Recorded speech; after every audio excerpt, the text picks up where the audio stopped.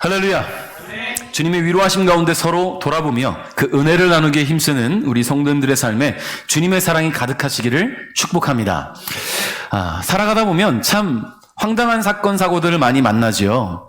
아주 오래전인데 제가 어느 나라인지 잘 기억이 나지 않는데 아주 유럽에서 있었던 황당한 교통사고에 대한 기억이 났어요. 안개가 많은 낀 지역인데 안개가 정말 많이 낀 때 운전해 보신 기억들이 있으세요? 전 대학교 때 한 번 있는데 진짜 요 코앞이 안 보여요. 코앞이. 그래서 차로 한 10km, 15km 빨리 달려야 20km로 달릴 수밖에 없는, 뭐 걷는 속도보다 조금 빠른 정도로 그렇게 달릴 수밖에 없는데 이 유럽에 있었던 이 사고 때 안개가 너무 많이 낀 거예요. 그래서 운전자가 도저히 보이질 않고 이걸 아무리 와이퍼를 작동을 해도 보이지 않으니까 창문을 내리고 이렇게 머리를 빼고 이렇게 보면서 운전을 한 거예요. 근데 사고가 나서 크게 다쳤습니다. 무슨 사고냐? 차끼리 충돌했는데 차는 멀쩡한 거예요. 교통사고가 났는데 차는 멀쩡하고 운전자 둘 다 두개골이 깨졌어요. 맞은편 운전자도 이렇게 운전하고 오다가 머리끼리 부딪힌 사고였어요. 차가 이렇게 가면서 머리끼리 쾅. 황당한 사고가 있잖아요. 자, 우리나라에서도 좀 이거는 좀 황당하지만 좀 안타까운 사고인데 이불을 털다가 아파트에 이제 그 복도식 아파트에서 베란다에서 이불을 털다가 떨어질 뻔했어요. 근데 경비원이 마침 지나가다 붙잡아줬습니다. 다행히 한 거예요. 가족들이 왔는데 자기 오늘 이런 일이 있었다고 이불 털다가 떨어질 뻔했는데 경비원이 잡아줘 살았다고 재현하다가 떨어져 죽었어요. 실제로. 이게 한 3년 전에 뉴스에 보도된 사건이에요. 나 오늘 이런 일이 있었어요라고 얘기하고 재현하다가 떨어져 죽은 사건. 참 황당하지요. 나중에 기껏 경비원이 살려줬는데 가족들한테 보여주다가 떨어져 죽었어요. 여러분, 우린 살아가면서 참 황당한 사건 사고들을 많이 만나요. 만약에 우리가 길을 가다가 누군가를 만났다가 차 한잔하고 기억을 잃었는데 어느 날 보니까 노예가 돼 있고 이런 일이 비일비재하잖아요. 요즘도 현대판 노예라는 것들도 있고. 자, 그런데 오늘 제가 잠깐 한 가지 일화를 좀 소개하고 말씀을 시작할까 하는데요. 오늘 말씀의 제목이 노예 12년이라는 제목인데 이게 뭐냐면요. 솔로몬 노섭이라는 사람이 쓴 책이에요. 그런데 자서전입니다. 자기가 노예로 12년 동안 살았다는 이야기겠죠. 이것은 2014년에 영화로 개봉되기도 했었는데요. 1808년에 미국 뉴욕주에서 태어난 솔로몬 노섭이라는 사람은요, 흑인이었지만 뉴욕은 북부 지역이었기 때문에 노예제도가 없었어요. 그 당시에는 노예제도가 있었습니다. 남북으로 나눠져서 북쪽은 노예제도가 없고 남쪽은 노예제도가 있었던. 근데 이 솔로몬은 노예가 아니었어요. 자유인이었습니다. 북쪽 지역이었기 때문에. 근데 이 사람은 뭐 하는 사람이었냐면 뉴욕에서 바이올린을 연주하며 살아가는 사람이었습니다. 거의 귀족처럼 살아갑니다. 사랑하는 가족들과 살아가요. 근데 어느 날 이 사람에게 악단이 필요하다면서 접근한 사람이 있었어요. 그 사람들을 만나서 이야기하던 중에 술을 마시고는 자기도 모르게 잠이 들었는데 눈을 떠보니까 팔다리에 쇠사슬이 묶인 채 불법 노예 수용소에 갇혀 있는 거예요. 팔려간 겁니다. 약을 탄 술을 먹고 불법적으로 납치돼서 팔려간 거예요. 자유인으로 태어났지만 돈을 노리는 자들에 의해서 노예로 팔려가게 되었고요. 이 솔로몬이라는 사람은 12년 동안을 노예로 살아갈 수밖에 없었어요. 자유인으로 살다가 어느 날 갑자기 노예가 되었습니다. 자유가 없어요. 자신의 생각을 말할 수 없어요. 매일 계속되는 고된 노동과 구타 속에 살아가야 됩니다. 그러던 중에 어느 날 이 사람이 일하고 있던 농원을 방문했던 노예 폐지론자 한 친구가 있는데 이 친구를 통해서 가족들에게, 친척들에게 편지를 쓸 수가 있었고요. 거기에서 자신은 자유인이라는 증명서를 받아오게 되면서 12년 만에 노예 생활을 청산하게 되는 거예요. 여러분, 가족의 품으로 돌아왔습니다. 그런데 이미 아이들은 성인이 되어서 결혼도 하고 손주까지 낳은 상황이었어요. 그렇게 가족들과 눈물의 재회를 했는데 함께 있으면서 지냈어야 할 12년 동안의 추억을 통째로 도둑맞게 돼버린 상황이었던 것이지요. 여러분, 이런 일이 당시에 비단 이 솔로몬 노섭만의 이야기는 아닐 겁니다. 어느 날 갑자기 잠이 들어서 깨보니 쇠고랑을 차고 있고 자유가 박탈당한 채 노예로 살아가는 일들.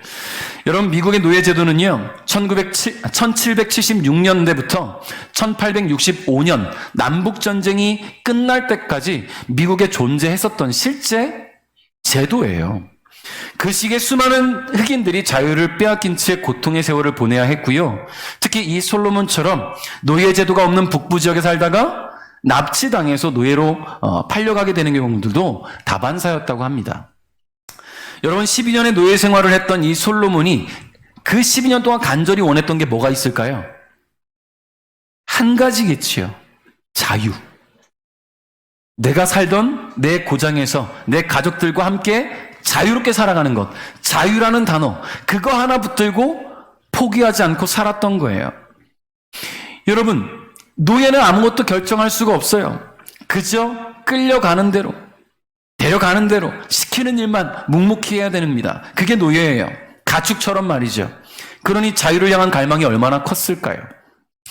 오늘 우리는요, 자유의 삶을 살아가고 있습니다. 그런데 이렇게 자유롭게 살아가는 우리 가운데서도 이면에는 노예의 삶을 살아가는 사람들이 참 많아요. 때로는 돈의 노예로, 때로는 일의 노예로, 때로는 향락의 노예로, 때로는 관계의 노예로, 자신의 삶이 무엇인가에 종속된 채 노예로 살아가고 있는데 그걸 모르고 깨닫지 못하고 살아가는 거예요. 오늘 이 자리에도 무엇인가에 종속되어서 노예로 살아가고 계신 분들이 있을지 모르겠습니다. 나는 혹시 뭐에 종속되어 있는가? 나는 혹시 뭐에 끌려가고 있는가? 내가 혹시 지금 자유로운가? 나는 영으로서 자유로운가? 내 삶은 지금 주님이 주시는 자유를 만끽하고 있는가? 자신을 좀 돌아볼 필요가 있다라는 이야기예요. 오늘 우리는 본문 말씀을 통해서 12년 세월을 노예로 살아가는 두 사람을 만나게 돼요. 우리는 이들의 묶여있던 삶이 예수님을 만나면서 어떻게 풀려가는지를 함께 묵상해 보고자 합니다. 예수님께서 지난주 우리가 나눴는데요, 거라사의 광인을 고치시고 다시 그 갈릴리 호수 건너편인 가버나움으로 돌아오셨어요.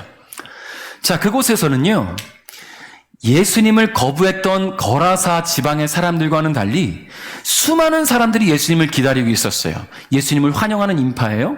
이 사람들은 예수님이 언제 오실까, 낮에 오실까, 밤에 오실까 매일매일 기다렸던 사람들이에요.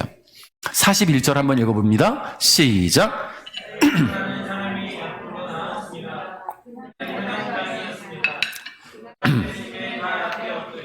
자기 집으로 와주실 것을 간청하였습니다. 아멘. 예수님을 기다리는 수많은 인파 가운데 예수님 앞에 나선 사람이 한 사람이 있었어요. 지금 읽은 것처럼 회당장이라는 직분을 갖고 있는, 신분을 가지고 있는 야이로라는 사람이었습니다. 자, 회당장이 뭘까? 여러분, 회당을 먼저 생각해 봐야 되겠죠. 이 회당이라는 것은요, 유대인들이 하나님께 예배드리던 장소를 말해요. 전승에 의하면 최초의 회당은 바벨론 포로시에 세워졌다고 합니다. BC 587년에 예루살렘 성전이 파괴되고 나서 유대인들은 각처에 흩어지게 되었고요. 그 흩어진 곳에서 하나님을 예배하고 싶은데 성전이 없는 거예요. 그러다 보니까 지역적으로 기도하고 성경을 연구하기 위해서 회당을 만들기 시작했습니다. 시작은 가정집이었겠지요. 그리고 점차 그 모임이 커지면서 어떤 마을 회관처럼 만들기도 하고, 그렇게 유대인의 생활의 중심지가 된 곳이 바로 회당이었어요. 여러분, 이처럼 유대인의 삶의 가장 중요한 장소가 되는 회당, 그 회당을 총괄하는 사람이 누구라고요? 회당장이에요. 회당장은 랍비처럼 말씀을 가르치는 일은 하지 않아요. 그러나 회당에서 이루어지는 모든 행정 업무들과 재판을 주관한다든가, 설교자나 성경 봉독하는 사람을 선정하는 일들, 설교의 심사 감독 등 이러한 일들을 감당했던 사람이 회당장이에요. 여러분, 그러면 이 사람은 권력이 있겠습니까? 없겠습니까? 당연히 있지요. 높은 고위층의 사람이었던 것입니다. 그러므로 회당장은 당시 사회적으로 매우 영향력이 있는 직책이었던 거예요. 자, 그런데 이와 같이 유대 사회에서 상당한 위치에 있었던 회당장인 야이로가 지금 예수님 앞에 엎드렸어요. 그리고는 자기 집에 와주시기를 간청합니다. 여러분 생각해 보십시오. 예수님을 거부하던 유대 종교 지도자들과 같이 유대 사회에서 영향력을 행사하던 그런 사람이 지금 예수님 앞에 엎드렸어요. 여러분, 유대 그 종교 지도자들에게 있어서 예수님은 어떤 사람이냐면 한낱 떠돌이 전도자 아닙니까? 근본도 없는 떠돌이 전도자가 예수예요. 이단아 같은 사람.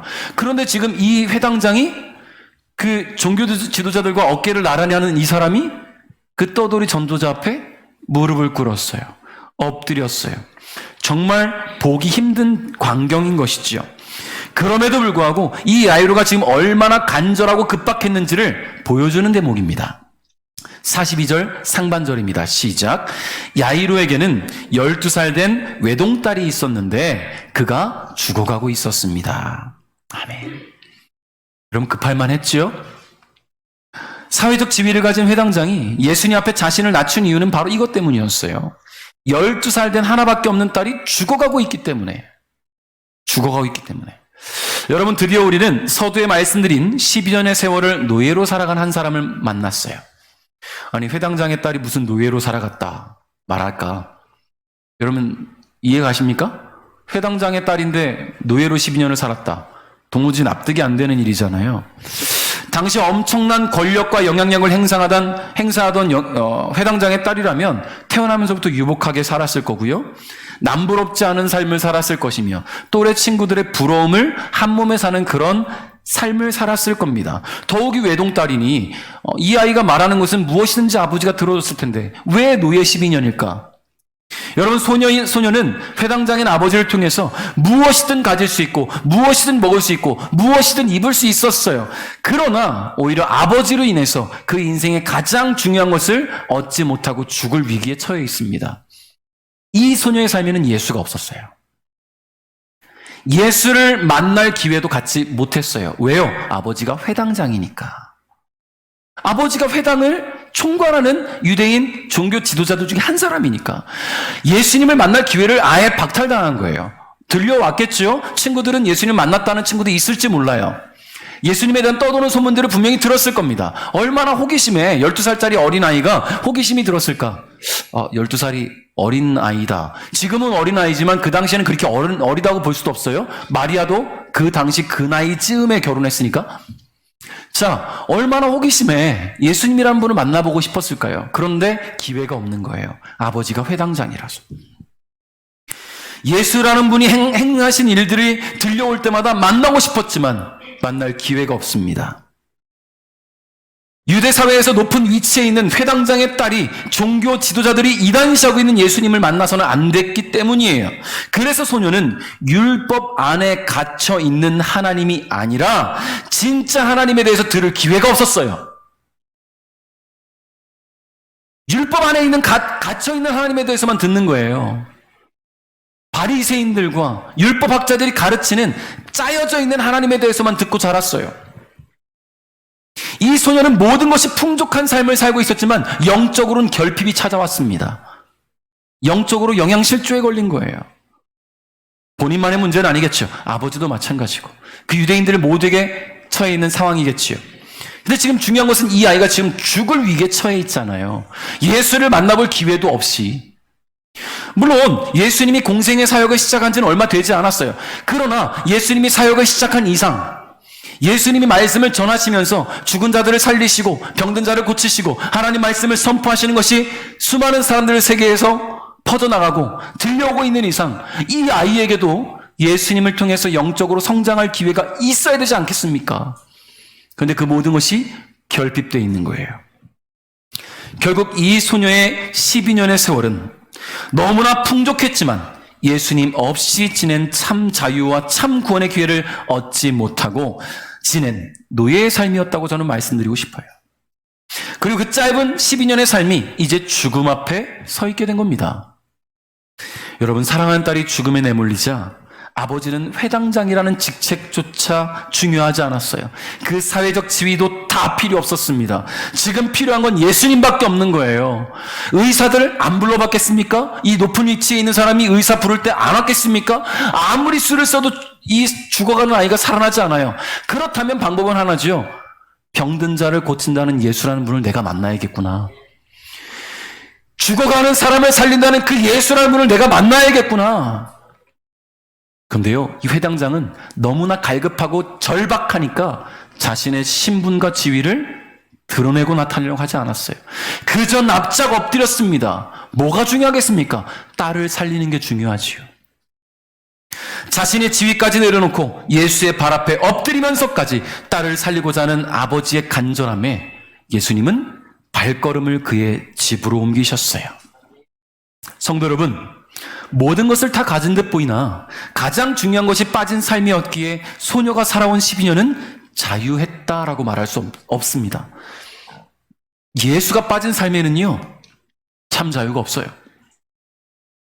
왜냐하면 예수가 없는 삶에는 거라사 광인의 삶을 통째로 망가뜨리고 거라사 지방의 수많은 영혼들을 장악하고 있는 수많은 레기온들, 레기온이 뭐라고 했죠? 군대 귀신이잖아요. 그 레기온들이 대기하고 있는 거예요. 이제나 저제나 예수가 빠질 날을 기다리고 있는 거예요. 군대 귀신이 잡아먹으려고, 그 삶을 송두리째 망가뜨리려고 대기하고 있는 거예요. 그러니 예수가 없어서는 안 돼요. 할렐루야.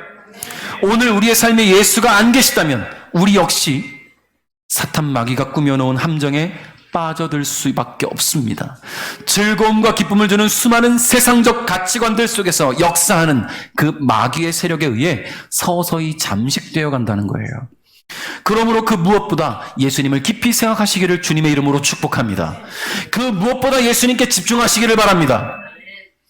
우리 성경을 읽겠습니다. 42절 하반절부터 43절 상반절입니다. 시작.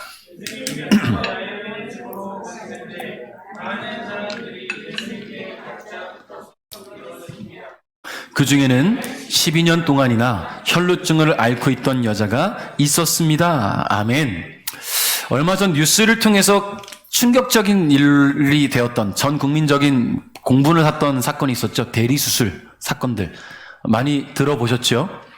원장이 자기가 다시 수술을 하지 않고 행정 업무를 보는 원무 과장을 수술대에 세운다거나, 심지어 의료기기를 판매하는 영업사원이 수술 보조원으로 수술을 들어가고 막 이런 일들이 보도가 되면서 굉장히 놀라운 한 가지 사건이 또 밝혀졌는데요. 한 간호조무사가 무려 849회나 수술을 했어요. 간호조무사가 849회나 수술했는데 이 병원장의 지시로 수술을 한 거예요. 그 수술이 단순한 개복 수술 정도가 아니라 무릎을 절개하고 관절 내시경을 하고 연골을 제거하는 등 849회 수술을 했는데 단 한 건도 실패가 없었답니다. 단 한 건도 실패가 없는 거예요. 근데 어떻게 걸렸냐면 세무조사하다 걸린 거예요. 세무조사하다가. 네. 세무조사하다 걸렸어요. 놀랍지 않습니까? 여러분, 이 정도면 의사 돼야 되는 거 아닙니까? 대충 빨리 공부하고 수술 현장에 투입돼야 될 만큼 대단한 사람인 것 같아요. 여러분, 의사는 어떤 사람이냐면 환자에게 있어서 희망과 빛이에요. 이 의사가 없다면 내 삶에 소망이 없어 라고 느껴질 만큼 환자에게 의사는 유일한 빛과 같은 존재입니다. 오랜 시간 고통으로 몰아넣는 질병을 만나게 된다면 누구보다 의사의 손길이 간절하겠지요. 여기 12년 동안 삶을 엉망으로 만든 질병을 만난 한 여인이 있습니다. 이 여인의 삶을 망가뜨린 질병은요, 바로 혈루증이라는 거예요. 이 혈루증을 좀 더 의학적으로 번역을 한다면 자궁출혈입니다. 자궁출혈. 그런데 자궁에서 여성들이 출혈이 있지요. 한 달에 한 번씩 주기적으로 찾아오는 출혈. 근데 이 혈루증은요, 불시에 의도하지 않게, 정기적이지 않게 아무 때나 찾아오는 거예요. 무려 12년을. 사람이 피폐해져 가는 거예요. 여러분, 이 여인은 정상적인 월경이 아니라 비정상적인 출혈로 인해서 일상이 무너져 버렸어요. 왜냐하면 레위기 15장에 보니까요, 정결법이라는 게 있는데 정결법상 여인의 하혈 증상을 매우 부정하게 봐요.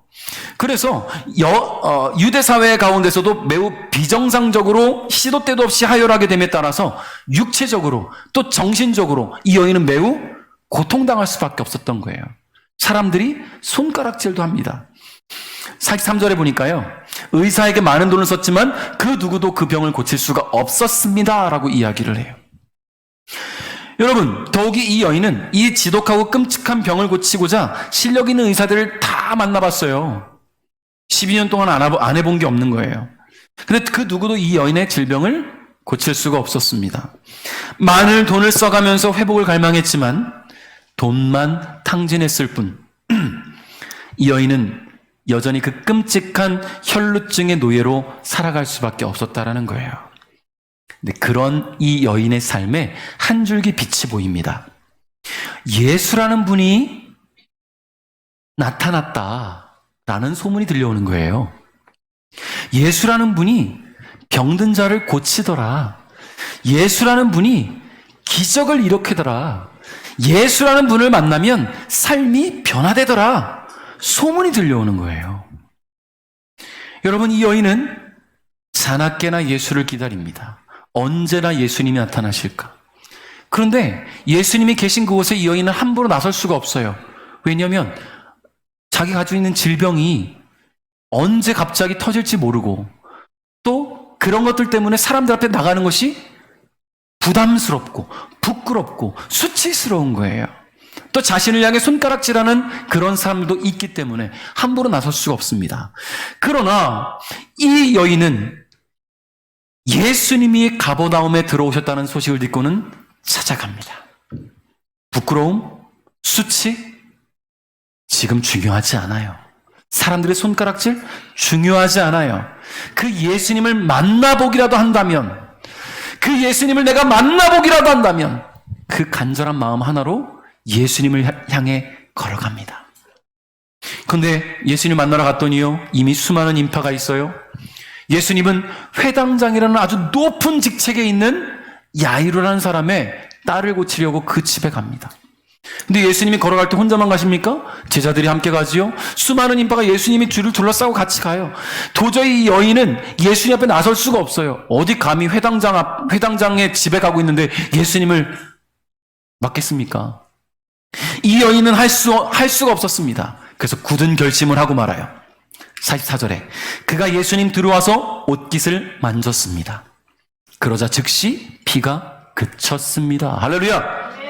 지금 이 여인이 할 수 있는 것은 그 수많은 인파를 뚫고 예수님 근처라도 가서 그 옷이라도 잡는 거예요. 이것을 우리는 뭐라고 말하냐면 믿음이라고 말해요. 믿음이라고 말해요.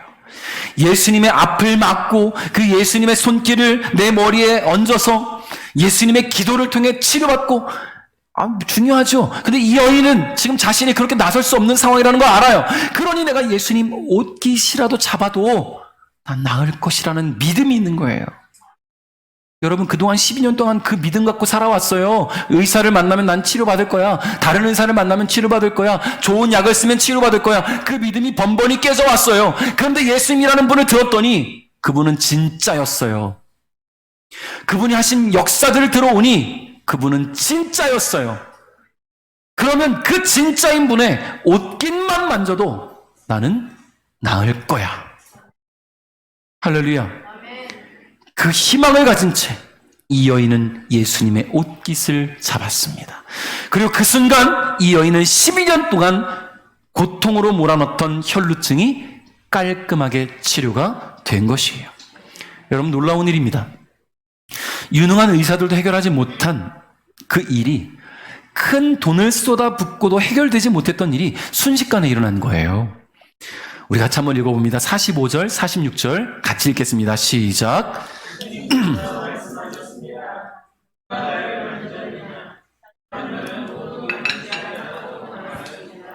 베드로가 말했습니다. 선생님, 많은 사람들이 에워싸면서 밀어대고 있습니다. 예수님께서 말씀하셨습니다. 누군가 나를 분명히 만졌다. 내게서 능력이 나간 것을 안다. 아멘. 여러분, 그래요. 예수님 주위에 그 수많은 인파가 있다면 예수님 한번 몸에 손 한번 대보려고 사람들이 안 왔겠습니까? 막 밀리다 만지기도 하고, 이렇게 밀치다가 다기도 하고, 분명히 그런 일들이 있었을 거예요. 여러분, 연예인 콘서트 가면 연예인들이 지나갈 때 손 한번 내밀잖아요. 제발 내 손 한번 건지고 지나가라고. 여러분, 그런 일들이 이 사람들 가운데 왜 없겠습니까? 수많은 사람들이 예수님 몸에 손을 대었을 거예요. 베드로가 진짜 제대로 말했어요. 근데 예수님은 분명히 콕 집어서 내 몸에 손을 댄 자가 있다. 다른 목적으로 말이지요. 왜냐하면 예수님은 자신의 몸에서 능력이 나갔다라는 것을 인지하셨기 때문입니다. 여러분, 예수님은 자신에게서 능력이 발휘된 것을 알고 계셨어요?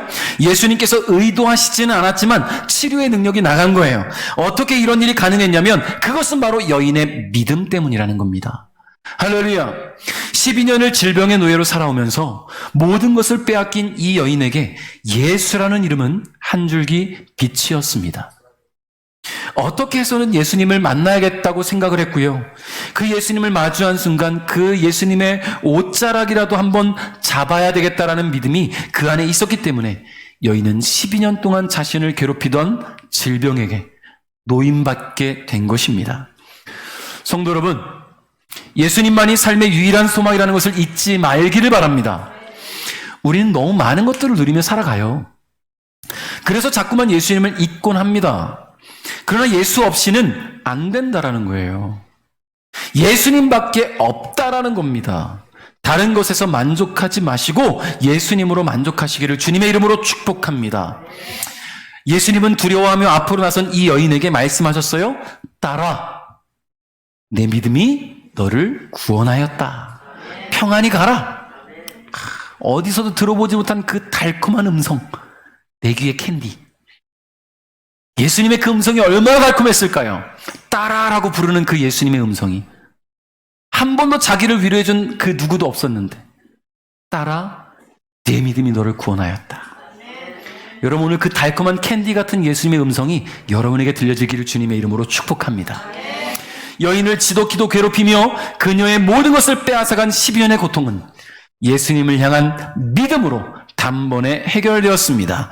여인의 믿음은 12년의 질병으로부터의 노예의 삶을 청산하게 했다라는 거예요.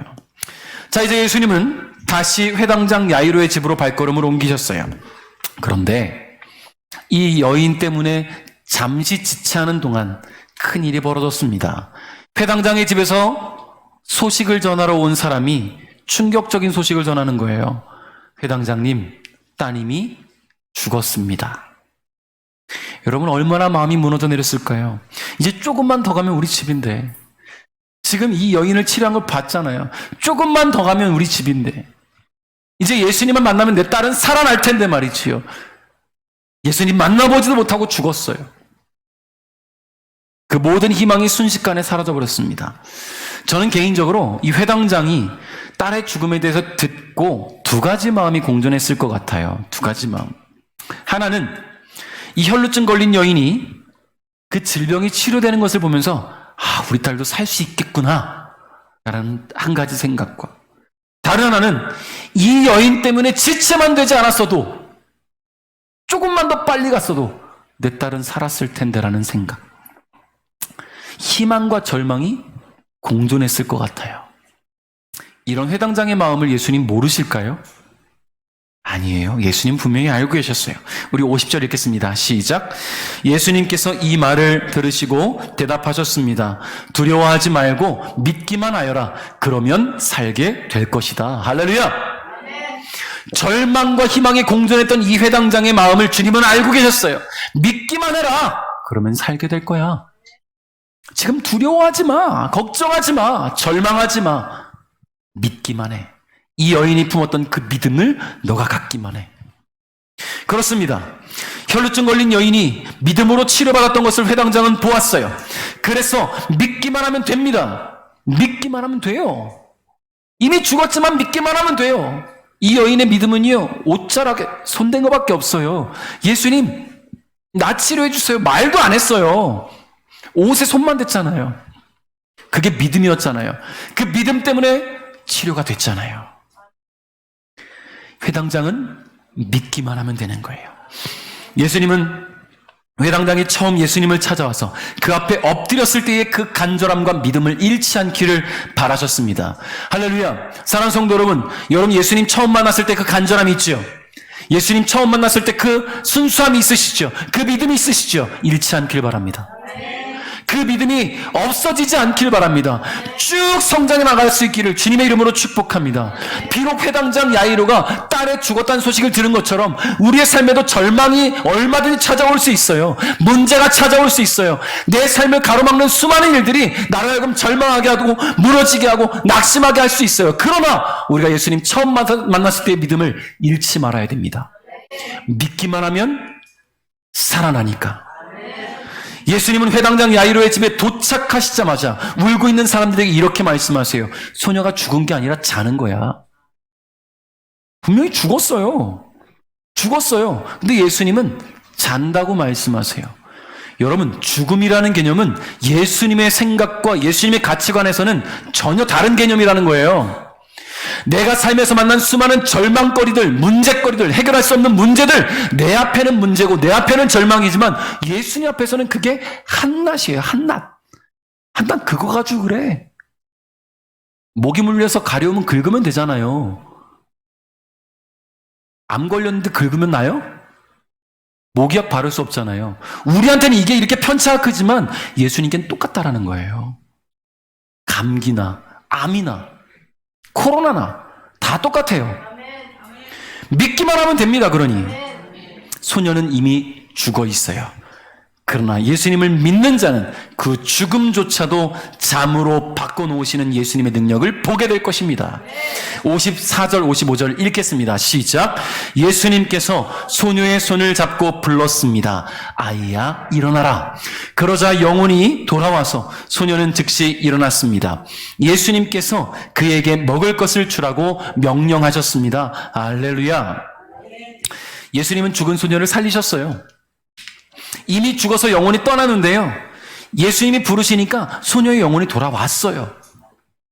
여러분, 이게 예수님의 능력이에요. 사람의 생각으로는 있을 수 없는 일이지만 예수님께는 가능한 일입니다. 이와 같은 일이 가능했던 것은 믿기만 하라는 예수님의 말씀에 순종하며 끝까지 믿음을 잃지 않았던 회당장의 믿음이 있었기 때문이에요. 사랑하는 성도 여러분, 결국 믿음이 없이는 아무런 일도 벌어지지 않습니다. 예수님이 내 곁에 계신다고 한들 그분을 향한 믿음이 없다면 기적은 내게 아니에요. 잘 믿는 권사님 거예요. 잘 믿는 장로님 거예요. 잘 믿는 집사님 거예요. 잘 믿는 목사님 거예요. 예수님은 계신데 안 믿는 나에게는 내게 아니라는 거예요. 믿는 자에게 예수님의 능력이 임한다는 것을 기억하시기 바랍니다. 그러므로 오늘 우리의 믿음을 다시 한번 점검해 볼 수 있기를 주님의 이름으로 축복합니다. 말씀을 맺겠습니다. 우리는 너무나 바쁜 삶을 살고 있어요. 분주하게 돌아다니고 너무 많은 요구들에 응하며 살아갑니다. 너무 많은 활동에 참여하고 너무 많은 의무를 지며 살아가고 있어요. 그것이 잘 사는 거라고 생각합니다. 그래, 나는 오늘도 열심히 살았어. 그래, 나는 오늘도 잘 살아왔어. 내가 이만큼 일했잖아. 이만큼 수고했잖아. 이만큼 수많은 사람 만났고 이만큼 나를 찾는 사람들의 요구에 응해줬잖아. 그런데 돌아보니까요, 하루 종일 예수님을 만난 적이 없어요. 돌아보니까 내 삶에 그 하루에 예수님이 없는 거예요. 참 신기하죠. 수많은 사람을 만나고 수많은 사람들과 대화하고 수많은 사람들과 소통하며 지났는데 예수님과의 소통이 없어요. 그게 지금 우리의 일상이에요. 여러분, 예수님을 위해 바쁘시기 바랍니다. 예수님을 위해 더 열심히, 예수님 위해 더 최선을 다해 살아갈 수 있기를 주님의 이름으로 축복합니다. 육신의 안위와 평안을 위해 바쁘지 마십시오. 물론 중요하지만 그 가운데 죄인이 빠지지 않기를 바라요. 아멘. 결국 세상의 노예가 될 수밖에 없어요. 그러면 노예 12년 남의 이야기가 아닙니다. 내 이야기가 될 수 있어요. 모든 것이 풍족했지만 영적인 결핍 속에 죽음을 맞이할 수밖에 없었던 이 소녀의 12년의 세월도, 모든 것을 빼앗긴 채 절망과 고통 속에서 신음하며 살아온 이 혈루증 걸린 여인의 12년의 세월도 결국 예수님을 만나서 새롭게 시작하게 됐다라는 겁니다. 여러분, 결국 예수님밖에 없어요. 예수님 아닌 다른 곳에서 위를 얻지 마시고, 예수님 아닌 다른 곳에서 평안을 찾지 마시고, 예수님 아닌 다른 것으로 만족하지 않기를 주님의 이름으로 축복합니다. 오직 예수님으로 모든 것을 채워가시고요, 예수님을 향한 그 믿음으로 구원으로 가는 그 길의 끝까지 낙오하지 않기를 주님의 이름으로 축복합니다. 하나님의 꿈이 나의 비전이 되고, 예수님의 성품이 나의 인격이 되고, 성령님의 능력이 나의 능력이 되는 그런 오늘의 삶이, 그런 우리의 매일의 삶이 될 수 있기를 주님의 이름으로 축복합니다.